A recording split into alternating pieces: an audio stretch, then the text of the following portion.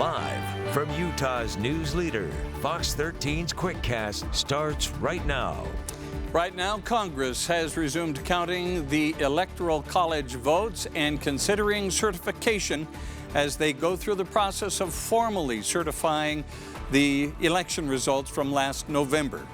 But earlier today, violent protesters breached the U.S. Capitol building, interrupting Congress during that process.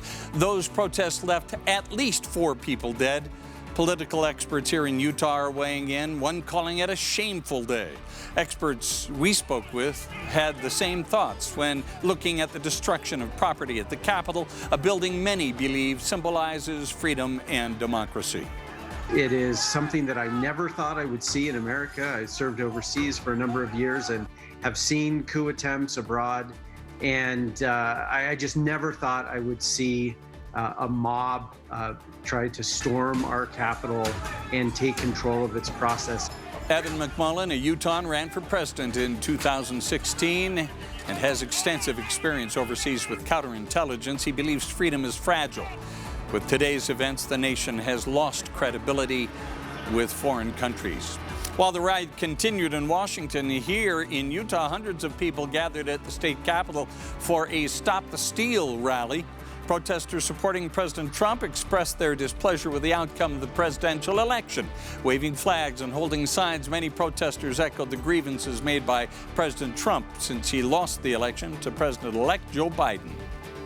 People have been saying it's been over since 6 o'clock on Election Day. So when you really look at it, it's never really over. UHP troopers quickly diffused several tense moments. Many Utah protesters vow to return on Inauguration Day in 2 weeks. Salt Lake City International Airport says it is considering changes after complaints about travelers not getting wheelchairs in a timely manner. The airport says motorized carts are not possible because of safety issues, but the airport might look at helping to move passengers in the tunnel between concourses A and B.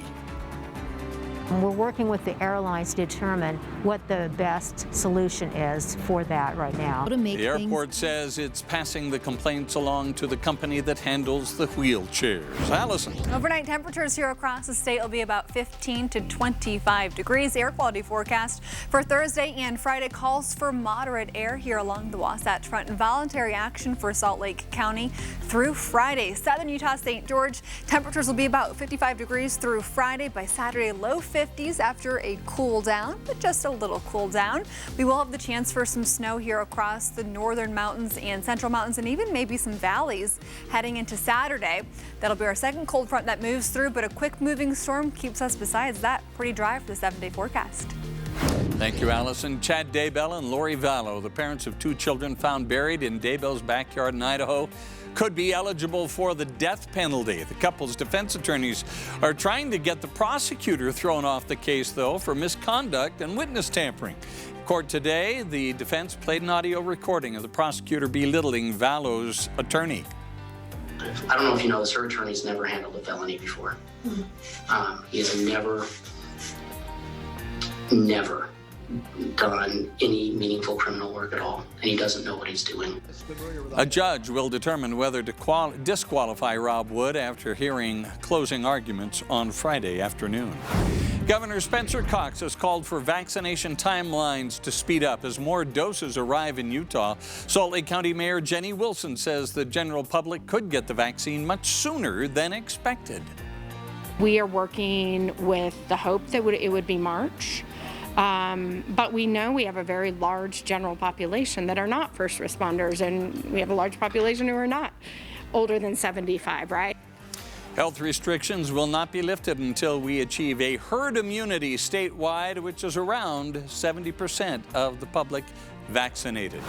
The Cache County Humane Society says people are dropping off pets during the pandemic at double the rate of previous years. The society partially blames pet owners being overwhelmed by their new puppy or kitten. They hope families will do what's best for cats and dogs.